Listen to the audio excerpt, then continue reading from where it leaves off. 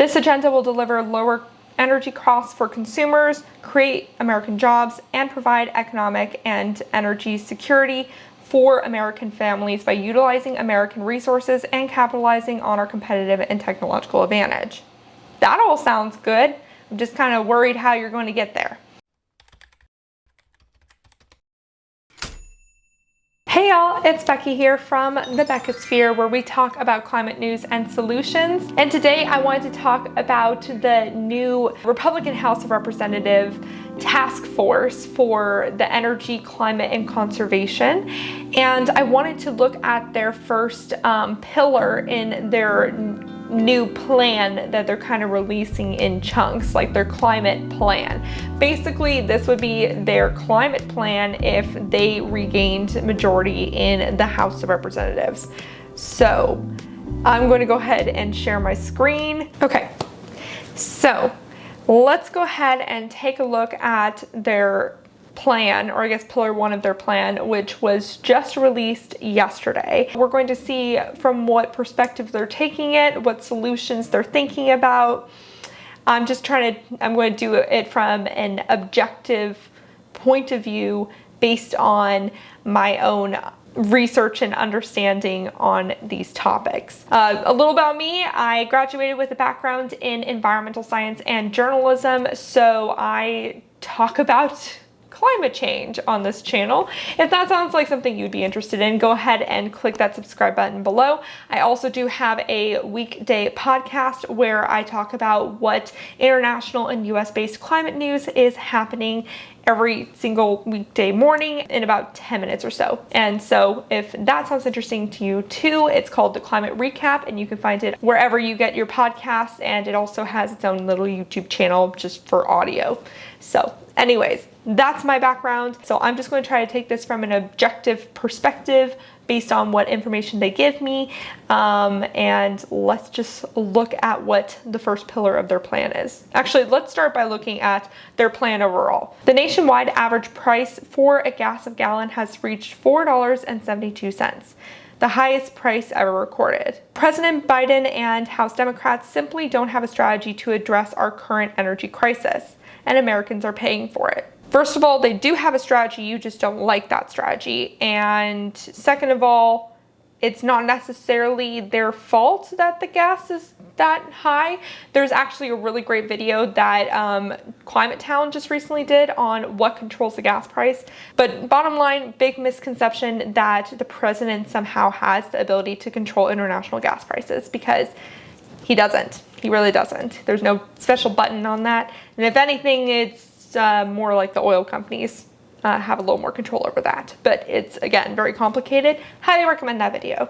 If they're going to start by addressing it from this fallacy, that's not a great start. Also, what does the rise of the gas price necessarily have to do with reducing emissions? I guess it could encourage people to reduce emissions, but it on its own, it's just kind of a thing. The Democrats have placed fault in everything but themselves on this issue. They blamed energy producers while refusing to issue leases for energy production and discouraging investment. So first of all, if we're blaming the oil companies, the ones that have made a major profit during this war, which is also a video that Climate Town did. I feel like this is just a advertisement for Climate Town, even though they have way more subscribers than I do. Subscribe. But they're clearly referring to gas leases here. So they're referring to wanting there to be more gas drilling, which is already a little bit of a red flag here if we're talking about a climate plan, because we have to move away from fossil fuels, including gas. There's an argument going around right now that gas is a good transition fuel. That's a good transition from coal to clean energy, but in reality it now would cost way less for us to just go straight from coal and oil to clean energy and completely skip the gas part altogether. It would cost less having to do with building all new infrastructure just to rebuild new infrastructure.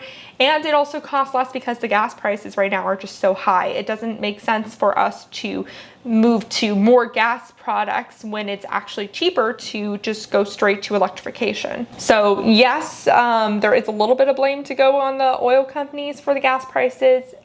because they have not tried to lower gas prices, even though they have created a record surplus from this whole dilemma. And two, they're not discouraging investment altogether. They're mostly discouraging investment on new oil and gas, but even then they're really not. Like, a lot of climate people wished that they actually would stop leasing oil and gas projects, but they're still doing that. So it's not even that I guess they're vocally discouraging investment, but they're not actually acting like that. And they're also increasing investment in clean energy projects. The administration just announced that they would be cutting the price of renting places and other costs by half for clean energy in public lands. So that, I would say, is definitely encouraging it. They also just announced that they're increasing the amount of permitting offices so that there can be faster permitting processes for clean energy. So that's another way that they are encouraging investment. So we're being very clear here on which energy we're really referring to. They've blamed Vladimir Putin while increasing the purchases of Russian oil by 160%. I actually don't know that statistic.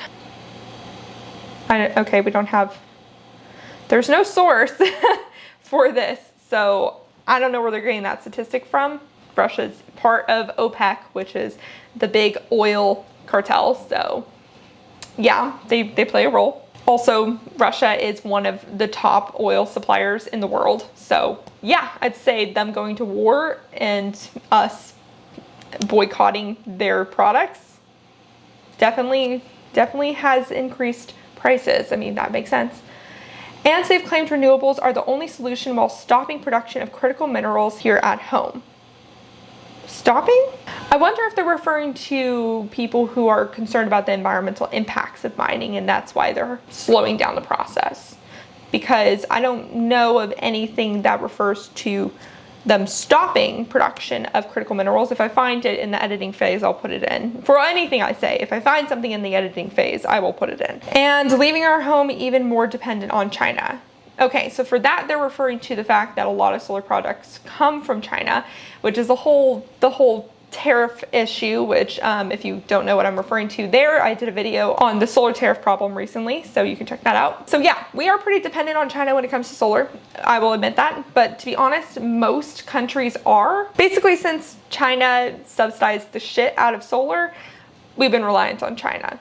That's not necessarily true for wind though. Wind, we still have an opportunity to have a higher domestic manufacturing process.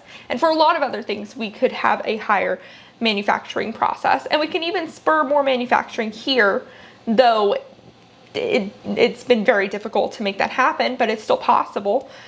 So that's true though, that we're leaving our country even more dependent on China, kind of, but not really, because when you think about it, there's a difference between China providing the products like solar panels and stuff compared to Russia supplying oil, because Russia supplying oil is a continuous relationship. You know, you need to keep getting that supply. But with the Chinese controlling a lot of the solar operations, yes, that is them being able to control the market to some extent when it has to do with getting things installed. But once things are installed, like, we're still producing our own energy via sunlight. So that's where the relationship ends. So it's not quite the same thing. And I think it's very ironic that they're talking about leaving our country even more dependent on China when we're increasing the amount of fossil fuel infrastructure. We are engaging in a longer term relationship with Russia, because let's be honest, when the war's over, we're going to eventually go back to Russian oil and gas, most likely. There could be a power change, but also we're making ourselves more reliant on authoritarian countries like Venezuela and Saudi Arabia. You know, like, we're already having to make deals with the devil to some extent. So I think it's a little ironic that they're only referring to us being dependent in this scenario, not in our current scenario. Because if we weren't dependent in our current scenario, how do you think we got into the problem in the first place? And while Democrats might set lofty goals on emissions, U.S. emissions have increased over 6% during President Biden's first year in office. President Biden's failed energy agenda has taken us in the wrong direction. I feel like this whole thing is making me like defend Biden, which, like, to be clear, I'm not a Biden simp or anything, okay? Like, I have my own opinions on both parties, but this is frustrating that so far I'm trying to get information on their plan for climate change stuff, and they're just pissing on the current president, and it's very, of course. So, I mean, increasing emissions by 6%, honestly, that wouldn't surprise me if that's true. I don't have the exact number in hand, but I know that we're not really doing that great of a job of decreasing our emissions. But honestly, we have the infrastructure in place that, of course, we're emitting still. The U.S. Energy Information Administration projects world energy consumption will grow by nearly 50% between 2020 and 2050. Who supplies that energy demand matters.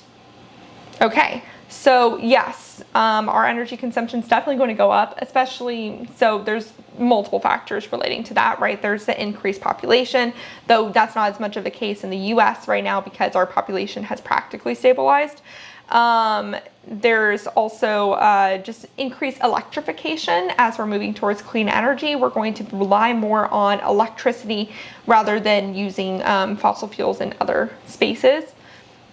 There's also, due to more extreme weather events, we're probably going to be using air conditioning more, especially if we continue to not insulate our homes and just make smarter homes to begin with. We would have to definitely rely more on energy. And Americans just use way too much energy. There's a whole study that talks about like the amount of energy a person uses in a year that would be enough to make them happy, and we're like 3 times that. So yes, that's true. Who supplies energy demand matters? I couldn't agree more, which is why I think we should supply our own energy for the most part. And a great way to do that is to use our own natural resources in the form of solar and wind and water to some extent. And yeah, Americans don't need leaders pointing fingers.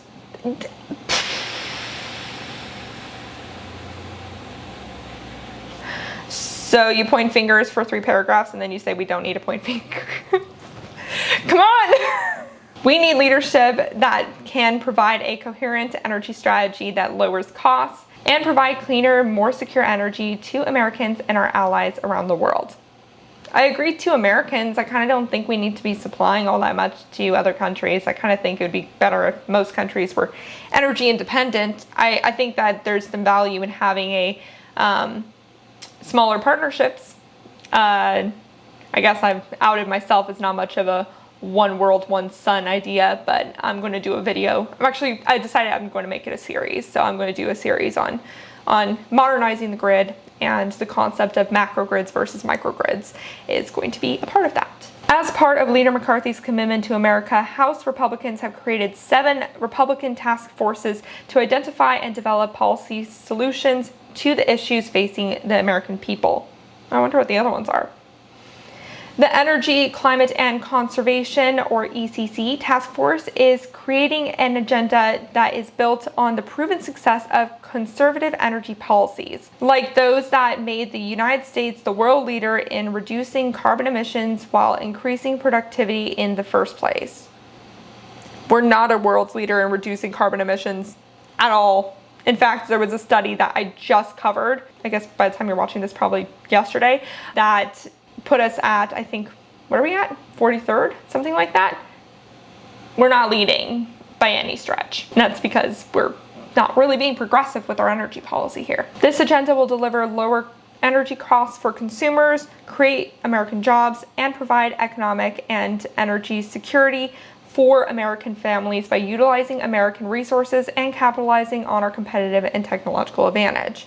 That all sounds good. I'm just kind of worried how you're going to get there. We can do this while also lowering global emissions and reducing reliance on foreign advisories for our energy and resource needs. Yeah, also, yes, we can do that. I'm curious how you think we're going to get there, though. Over the coming months, the ECC task force will roll out policies in 6 key issue areas, including number 1, unlock American resources. Number 2, American innovation. Number 3, let America build. Number 4, beat China and Russia. Number 5, conservation with a purpose. And number 6, build resilient communities. President Biden and House Democrats want you to believe that high energy prices are an unavoidable price for a cleaner planet. No, they don't. They've never said that. They've literally never said that. Are there going to be some upfront costs because we're transitioning a whole grid? Yeah. But also, when done right, we should be able to do it in a way that in particular does not impact poor communities, because that's just not fair, right? That's what government money is for, to even it out a little bit. And two, renewable energy is already cheaper, especially right now. It's already cheaper. So it's crazy that they're making this argument right now when renewable energy is, like, compared to gas, the cheapest it's been. The United States led the world in lowering emissions while lowering energy costs for American households. Again, I don't know where they're getting that. We accomplished this by utilizing American resources made cheaper by innovation. I guess maybe we reduced emissions a little faster in the beginning because we moved to gas more when other countries were still in coal. So I guess if that's what they're arguing, then that's true. Okay, so I was doing research to try to figure out which authoritarian regimes the U.S. gets its oil from. And I found this website from the U.S. Chamber of Commerce, which is really interesting. The U.S. Chamber of Commerce is the largest lobbying group in the U.S. So it includes anything from like Pfizer to Chevron to like all kinds of huge corporations.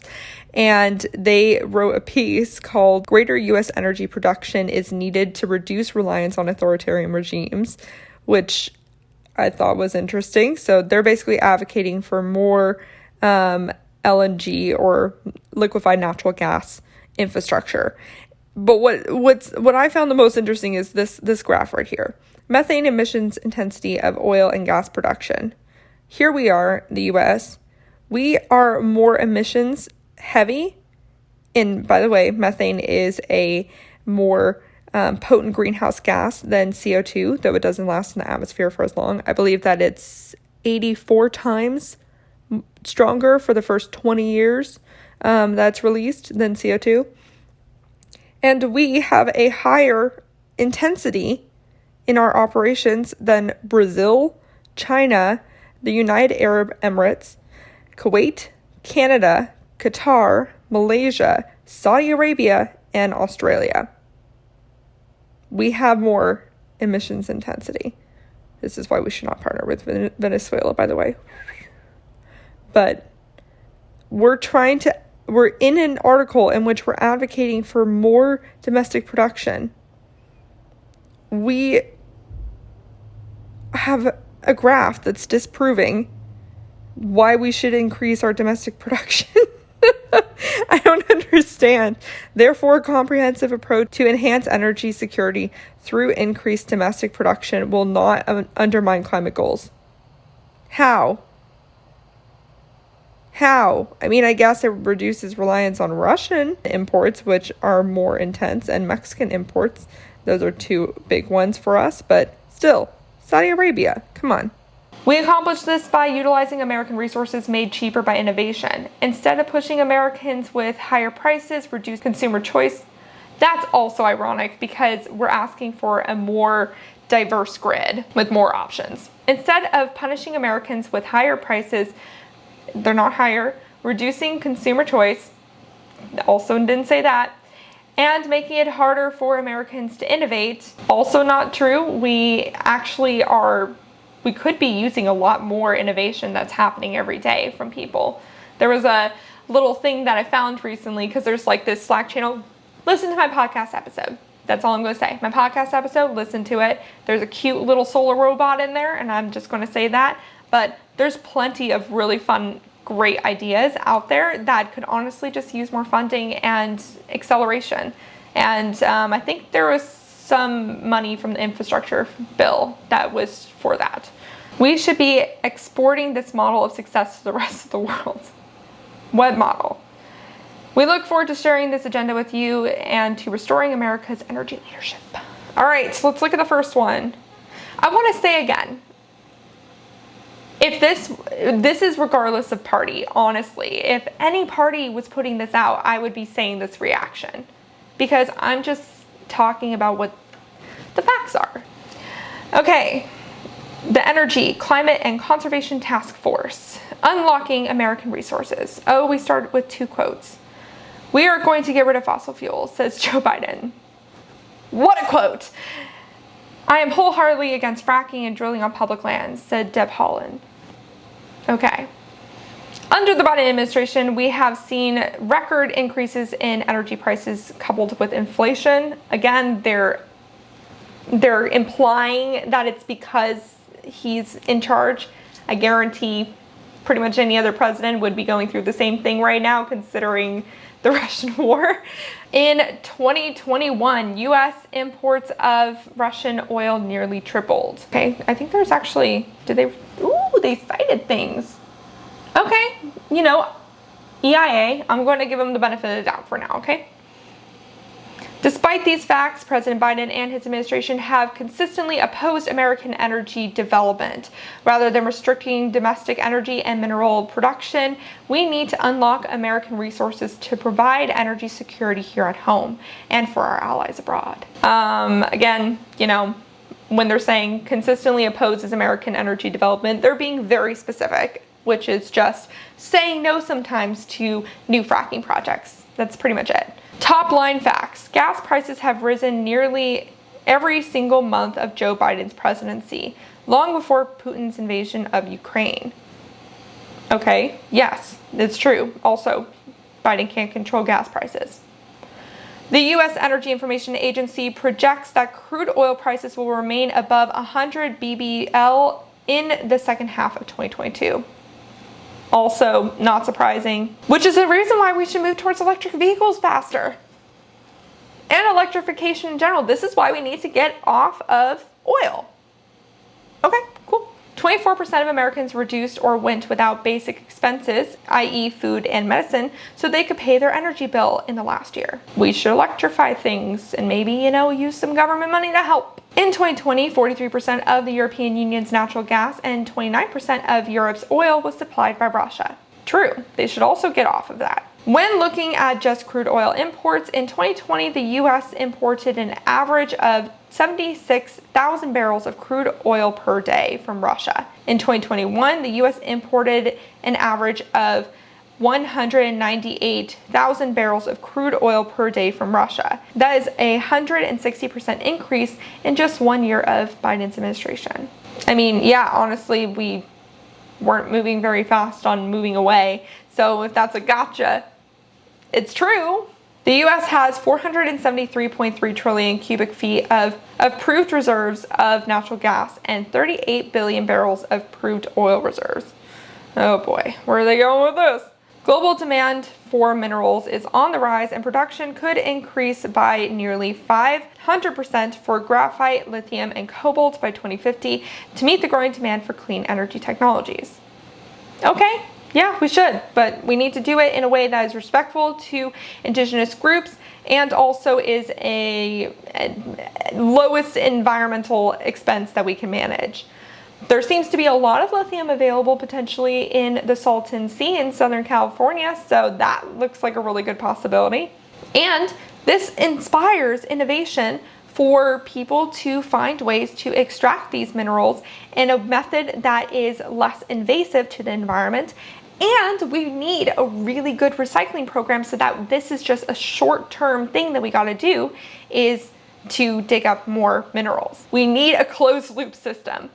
So that's a lot of innovation opportunities right there. The U.S. remains 100% dependent on imports for 17 key mineral resources and more than 50% dependent on imports for another 29 mineral commodities, most of which are available within the U.S. China is a major import source for 11 critical minerals, and Russia is a major import source for 2 of the critical minerals that the U.S. is 100% import reliant on. Okay, yeah, I mean, I'm not going to say we don't need to do more domestic mining, because we do. It's unfortunately a little bit of a salty area for, environmental impact versus, climate mitigation. It's a tough one, but we do need to do more mineral extraction. So this seems like something that both Democrats and Republicans can get behind. That's a good thing. Okay, more mineral facts. And only 3% of the nation's 80,000 dams currently generate electricity. Many of these existing dams in the United States could be equipped with turbines and generators to produce up to 12,000 megawatts of clean, renewable baseload electricity while providing additional potential benefits such as water supply, recreation, and others.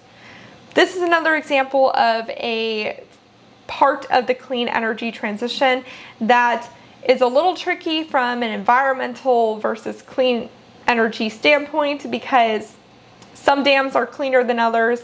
I mean, already existing dams, it depends, because we just are about to get rid of a bunch of them along the Klamath River, which flows between Oregon and California, because we decided that they don't produce enough electricity to be worth the environmental impact that they're causing.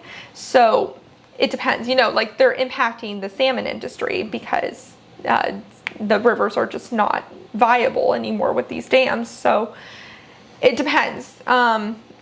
It's one of those things that we have to toe a line, because we don't want to ruin our local environment to save the larger climate entirely. Like, what's the point of that then, right? If you're going to live in a desolate place but climate change is solved, that's not necessarily great either. Also, biodiversity is necessary for us keeping the climate stable. So also though, another problem with hydropower right now is drought. We are having all-time low hydropower supply right now due to this mega drought that half the country is going through. So relying heavily on hydropower might not be an option for too much longer due to climate change, ironically. I'm not saying I don't support hydropower, but I'm saying there's a lot of caveats. Okay, so we finally got through the first page. I don't want to know how long this video is going to be. Jeez.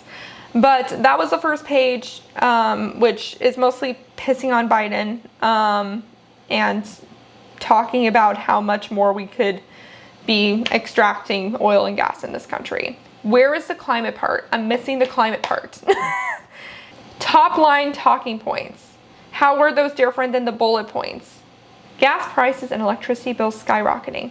We already talked about that. Heating costs are projected to increase by as much as 54% this past winter. So we should be electrifying because heat pumps cost less. To distract from their failed policies, the White House continues to push this misleading claim that there are 9,000 approved but unused permits, known as applications of permits to drill and leases.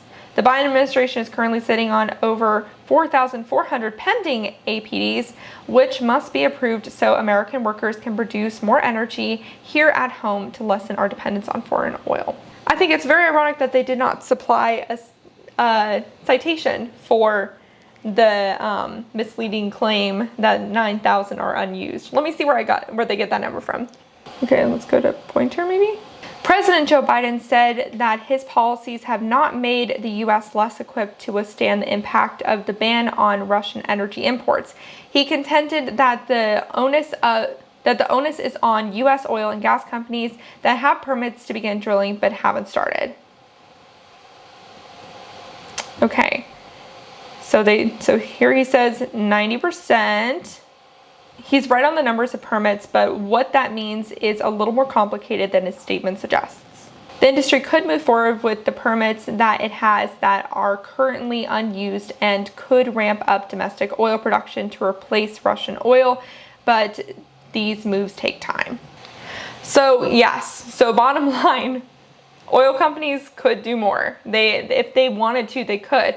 But multiple oil company execs have said exactly that they wouldn't, because it's beneficial to oil companies to have higher prices. They make more money that way. So by reducing the supply, they therefore can up the prices in the same way that the diamond industry makes diamonds expensive. So it's actually true that he says, and it's really easy to find, so I don't know why there's not citation there. Also, the fact that he's currently sitting on 4,400 pending ADPs, but there's already 9,000 that are approved and haven't been used. Yeah, he's going to keep sitting on them. Biden increased dependence on Russia and other adversaries. Biden has blocked production of abundant American energy, even though it's among the cleanest in the world. Let's start there. California's oil was recently considered worse than Canadian tar sands. So no, actually our oil, our stuff is pretty freaking dirty, okay? We have a really dirty supply of fossil fuels. So that's actually just not true. The Keystone XL pipeline would have safely, they're still on the Keystone XL pipeline. Guys, it's dead in the water. The developer said it's dead in the water, let it go. Instead of relying on rogue regimes, we should be utilizing American workers to create American jobs. I agree. I agree with this whole thing right there. I just don't agree with how you want to do it. Democrats support policies that rely on critical minerals mined or refined from China. Why are we? Just say your freaking plan. Why do you need to piss on the other side constantly? Just say your freaking plan. It should speak for itself, right? But this is like saying the same stuff over and over again. Is there a word count they're trying to hit here? This is funny. Some of the main obstacles to current and future hydropower production are environmental opposition and onerous and lengthy licensing and relicensing processes for hydropower projects. Oh no, we're trying to actually care about our environment too. Oh no. I feel like if it was up to them, they would destroy this whole country's landscape with projects. Like, I feel like that's what they want to do. They're like, we need to mine more, we need to dam more, we need to drill more. Okay, but what about the people living there? Like, it's not in my backyard, it's going to be in someone's backyard. Just because it's not going to be in yours doesn't mean that it's not going to be ugly. So they include with this 4 acts that they're going to try to push through. Okay. All right. So that was their... So this was just part 1. They're going to do American innovation next. So if you want a part 2 of this, let me know. But unfortunately, this is about what I expected. And I just wish that we would be talking about the solutions instead of posturing the same stuff over and over again. Like, we're just repackaging the same stuff the same way we've been going for the last 60 years. And you can't put climate in your task force if you are still thinking that the way things are now is the way that we can keep going. So it's unfortunate. Again, not surprising, but it's unfortunate. I have a bit more analysis and thought I want to say since the reaction, and I'm going to be a bit blunt. This is not a climate plan, or an environmental one, or a conservation one. This is a dig, dam, and drill plan, at least based on part 1. Republican politicians haven't budged on their thinking practically at all, yet they're slowly drawing out this optical illusion during midterms to reassure their base that they have a plan to tackle this issue. While support is dropping, unfortunately, due to growing misinformation on forums and places like Fox News, that will be part 3 in my US solar struggles series, actually. Over 73% of people who politically identify as Republican favor solar, and 62% still favor wind. So far, this plan doesn't reflect that. And the same Republicans who are on this task force have continuously blocked efforts by Democrats to pass rules that would spur clean energy adoption and manufacturing. It's really weird that the plan advocates for more mining for critical minerals, but it doesn't say anything about actually supporting the deployment of more clean energy. I'm not saying Democrats are perfect either.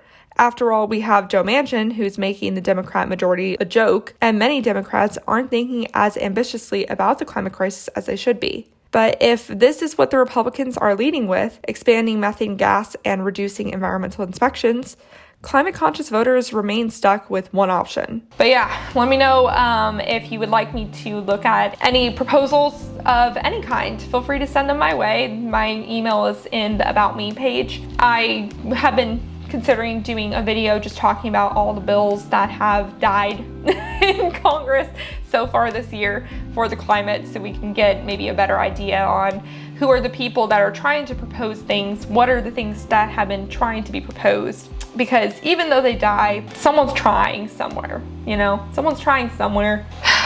if we don't know about it, then we can't vocalize support, right? So anyways, my next deep dive video is going to be on solar permitting and how that is a problem right now. But we recently got a little bit of a solution, again, with that 50% drop in prices and new permitting stuff. So, but I'm going to talk more about that in another video. Thank you so much for watching. Subscribe if you're interested. And shoot, what do I say? Until next time, remember to talk about the climate crisis every single day and to support your local news organizations. A big shout out to the people on Patreon who help me pay for my equipment and the many news subscriptions that make these videos possible. A special shout out to the climate confident and courageous David H., Paul B., Norman Anal, Greg H., Phil Plasma, and Dan Morton. I greatly appreciate your support. If you would like to monetarily support the work I do, you can check out the Patreon and Buy Me a Coffee links in the description below for reoccurring or one-time payments. Bye for now.